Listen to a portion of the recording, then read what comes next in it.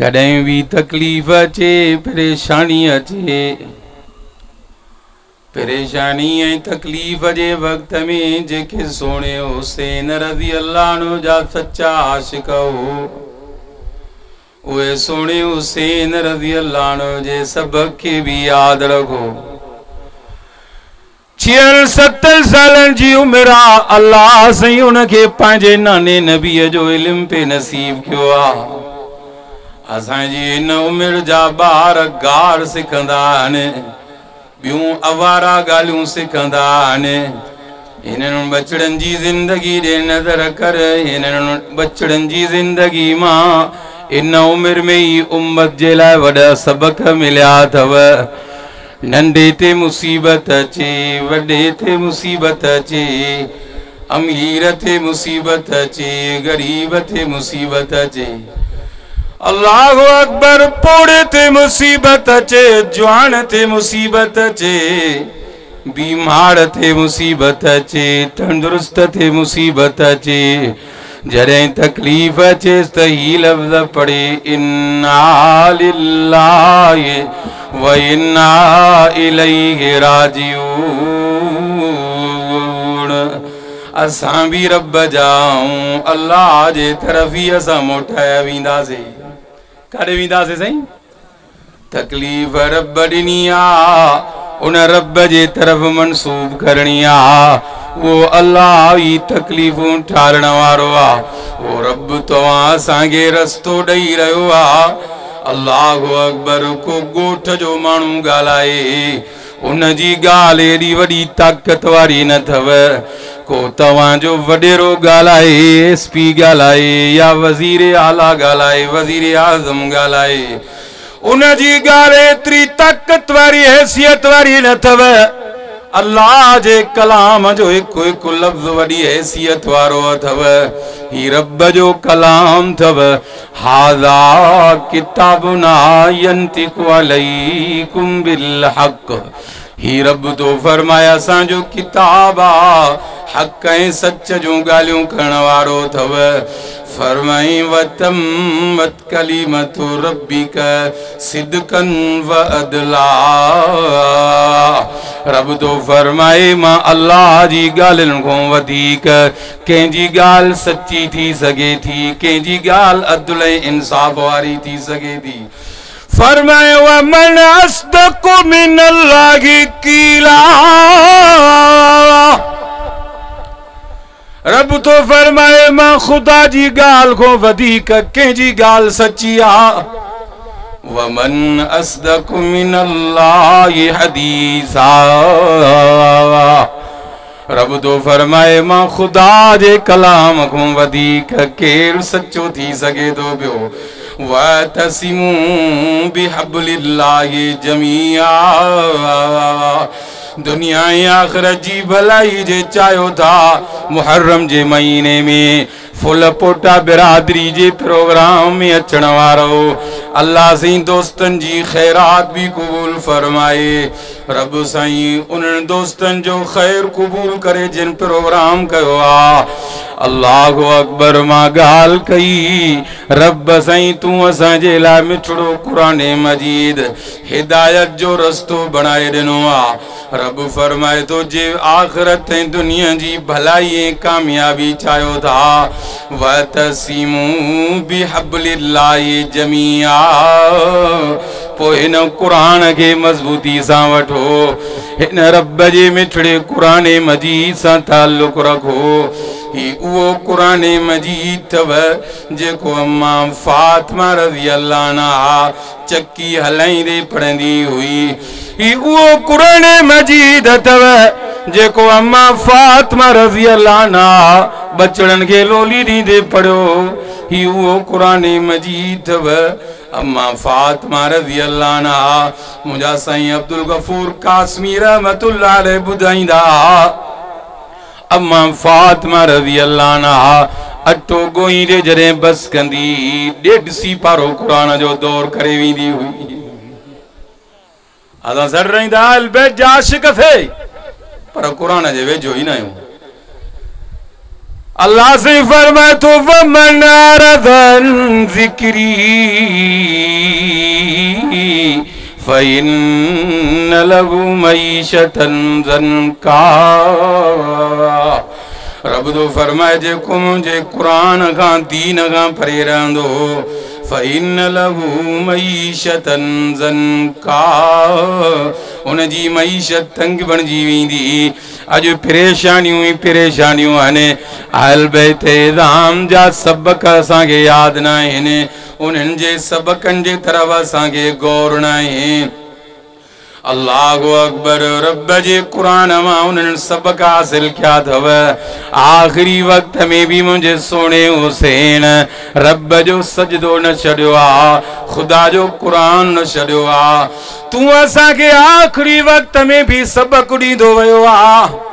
जंग जे मैदान जे अंदरि जॾहिं करबला जी बुखायल ज़मीन मुंहिंजे सोने हुसैन जो खून पी रही आहे, उते भी मुंहिंजो सोनो हुसैन रज़ी अल्लाह अन्हु सलाते खौफ जी सूरत में नमाज़ पढ़ी रहियो आहे। अल्लाहु अकबर। उहा नमाज़ तूं असां कॾहिं पढ़ी कोन्हे का। इमाम हुसैन रज़ी अल्लाह अन्हु करबला जे मैदान में उहा नमाज़ न छॾी अथव, रब जो कलाम न छॾियो अथव। माना मालूम थियो वींदे वींदे अल्लाह जे रस्ते में टुकड़ा टुकड़ा थींदे तूं असांखे सबक ॾेई रहियो आहे। न क़ुरान मां हथ कढणो आहे, न नमाज़ मां हथ कढणो आहे। पोइ माना सचो हुसैनी उहा जेको क़ुरान खे चिंबड़ियल आहे ऐं नमाज़ खे चिंबड़ियल आहे न साईं। पोइ सचो हुसैनी उहो आहे न साईं। अल्लाहु अकबर। सोने मुर्शिद अली ऐं मुर्शिद अलीअ जे बचड़नि जूं ॻाल्हियूं ॿुधण आयो आहियां। उन्हनि खे त तकलीफ़ पहुचंदी हुई, सबक क़ुरान मां वठंदा। फरमाए या अय्युहल्लज़ीन आमनुस्तईनु बिस्सब्रि वस्सलाह इन्नल्लाह मअस्साबिरीन। अल्लाह ने फरमायो सब्र जे ज़रिए नमाज जे ज़रिए मदद करो। इन्नल्लाह मअस्साबिरीन। मां रब सब्र करण वारनि सां गॾु आहियां। उहद जे मैदान में मुंहिंजे सोने हुज़ूर पंहिंजे चाचे खे 11 टुकड़ा थींदे जॾहिं लाश ॾिठो, कुरान उन वक़्त नाज़िल थियो। रब फरमायो वइन आक़बतुम फाक़िबू बिमिस्लि मा उक़िबतुम बि। ए मुंहिंजा सोना हबीब, जेकॾहिं तव्हांखे बदिलो ई वठणो आहे ओतिरो बदिलो वठो जेतिरो तव्हां सां थियो आहे। पर अल्लाह से फरमायो वलइन सबरतुम वलइन सबरतुम लहुव खैरुल लिस्साबिरीन।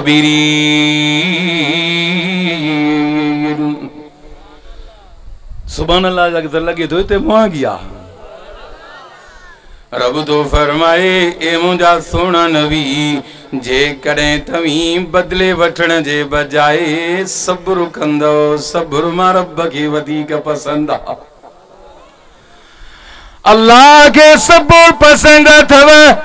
तकलीफ़ जे वक्त में मुझे मौला के सब्र पसंद अथव। तॾहिं फरमाए वल्लज़ीन सबरु बितिग़ाअ वजहि रब्बिहिम। अल्लाह ने फरमायो जिन्हनि सब्र कयो मां खुदा खे राज़ी करण जे ख़ातिर व अक़ामुस्सलात ऐं निमाज़ खे अदा कयऊं व अनफ़क़ू मिम्मा रज़क़नाहुम ऐं मां अल्लाह जेको उन्हनि खे माल ॾिनो उनखे मां रब जे रस्ते में ख़र्च कयूं। सिरन व अलानियतन ज़ाहिर ज़हूर भी ख़र्च कयूं, मख़फ़ी तरीक़े सां भी ख़र्च कयूं। मुंहिंजे वाइदे जो कुझु तव्हांखे सम्झ में अचे थो न मक़सदु साईं? उहे वाइदे सेखाइण साईं मीर मोहम्मद मीरक वारे। पोइ तरतीब ईअं आहे। अल्लाहु अकबर।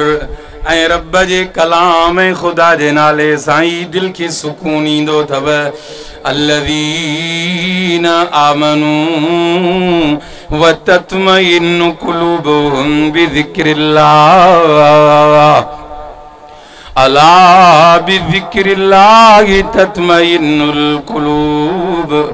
रब तो फरमाए खबरदार मां रब जे ज़िक्र साई दिल के सुकून ईंदो थव। अल्लाह जो ज़िक्र कुरान थव, कुरान ॿुधण सां दिलनि खे सुकून ईंदो थव। अल्लाहु अकबर, दिलियूं नरम थींदियूं अथव। कुरान सां रब जी रहमत वसंदी थव। तॾहिं फरमाई वइज़ा कुरियल कुरान फस्तमिऊ लहू व अनसितू लअल्लकुम तुरहमून। रब फरमायो जॾहिं कुरान पढ़ियो वञे ख़ामोश थी कुरान ॿुधो, मां अल्लाह तव्हांजे मथां रहमत वसाईंदुसि। अल्लाहु अकबर, कुरान ॿुधंदो वञ। अहल बैत इज़ाम कुरान मां सबक वरिता अथव। सोणे मुर्शिद अली खां पुछा कयऊं, ए सोना अली काफ़ी यहूदी आया, तूं उन्हनि खे लाजवाब करे छॾियो, इहो किथां इल्मु हासिल कयो थी? चे कुरान मां इल्मु हासिल कयो आहे। कुरान तूं असांखे सब्र जो सबक ॾेई रहियो आहे। फरमाई व अनफकू मिम्मा रज़क़नाहुम सिरन व अलानियतन। अल्लाह जे रस्ते में ख़र्च कयूं, ज़ाहिर ज़हूर बि ऐं लिकी छपी बि ख़र्च कयूं। हिकु हथ सां ॾिनो, ॿिए खे ॼणो ख़बर ई न। वयद्रऊन बिल हसनति सय्य्य, ऐं नेकी सां बुराइनि खे मेटाईंदा रहिया। उलाइक लहुम उक़बद्दार। रब तो फरमाए उन्हनि जे लाइ आख़िरत भली अथव। जन्नत अदनी यदखुलूना व मन सलम मिन आबाइहिम व अज़वाजिहिम व ज़ुर्रिय्यातिहिम वल मलाइकतु यदखुलूना अलैहिम मिन कुल्लि बाब। जिन नेकियूं कयूं अल्लाह से फरमाए तो उन्हनि जी जगह जन्नत बरमा रब बणाई आ। सलामुन अलैकुम बिमा सबरतुम। उन्हनि जे मथों मां रब जे तरफ़ खां सलाम ईंदा सब्र वारी नेकी जे सदके। कुरान छाजो सबक ॾे थो? कुरान सचो आहे जे अॼु जी माण्हुनि जूं ॻाल्हियूं सचियूं आहिनि? मां एतिरो पुछंदुमि तव्हां खां। रब तो फरमाए व जज़ाहुम बिमा सबरू जन्नतम व हरीरा। सब्र जो बदलो ॿियो न अथव। व जज़ाहुम बिमा सबरू जन्नतन व हरीरा। सब्र जो बदलो जन्नत अथव। जन्नत में रेशम जा वॻा अथव। ला यरऊन फीहा शमसन वला ज़महरीरा। न उते उस ॾिसंदा, न उस जी गर्मी ॾिसंदा। केॾो मुंहिंजे रब खे सब्र पसंदि आहे। तॾहिं रब अञा फरमायो वल अस्रि इन्नल इंसान लफ़ी ख़ुस्र। कसम आहे रब तो फरमाए ज़माने जो पूरी इंसानियत खसारे में थव। इल्लल्लज़ीन आमनू, मगर जिन सब्र कयो, मगर जिन ईमान आंदो। वतवासौ बिल हक़, हक़ जी वसीयत कयूं। वतवासौ बिस्सब्र, अमल सालिह कयूं, हक़ जी वसीयत कयूं ऐं सब्र जी हिक ॿिए खे वसीयत कयूं। उहे बाना मां रब कामयाब बणाया आहिनि। रब फरमायो या अय्युहल्लज़ीन आमनुस्बिरू वस्साबिरू वराबितू। रब तो फरमाए सब्र कयो, ॿियनि खे बि सब्र जी तलक़ीन कयो। हिक ॿिए सां रब्त ताल्लुक़ क़ाइमु रखो, ॿियनि खे बि रब्त ताल्लुक़ क़ाइमु रखण जो हुकुम कयो। वत्तक़ुल्लाह लअल्लकुम तुफ़्लिहून।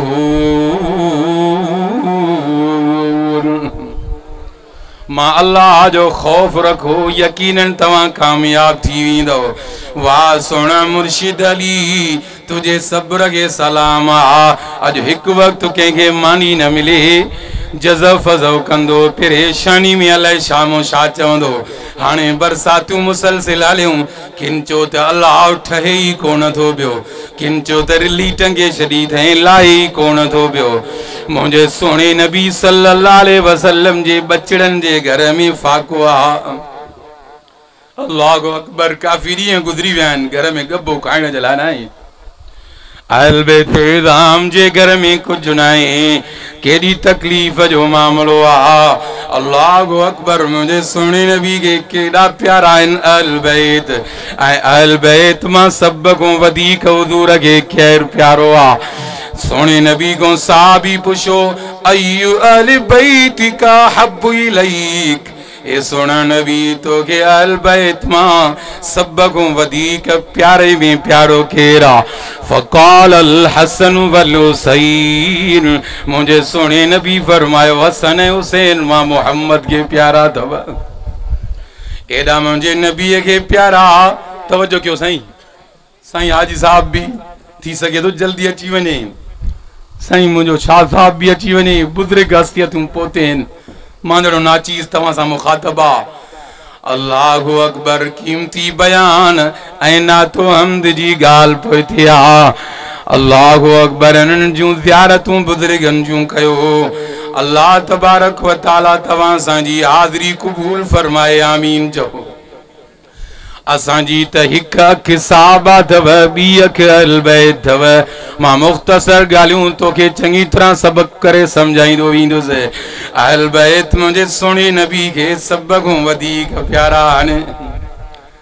अञा आले रसूल जो बचड़ो साईं सैयद हबीबुल्लाह शाह उनजो कीमती बयान बाक़ी आहे तफ़सील सां साईं तव्हांखे इंशाअल्लाह सम्झाईंदा। अल्लाहु अकबर मुझे सुने नबी जे चादर जे हिकड़े पासे में हसन बे पासे में सुनो हुसैन। हुज़ूर का सहाबी जरे यो मंजर डिठो सुने हबीब सल्लल्लाहु अलैहि वसल्लम जी ज़बान मां लफ्ज़ निकता। तिरमिज़ी शरीफ में हदीस में लिखियल है हुज़ूर फरमायो हाज़ानी इब्नाय व इब्ना इब्नती हे मां मोहम्मद जा बचड़ा दव मां मोहम्मद जे न्याणी जा बचड़ा दव।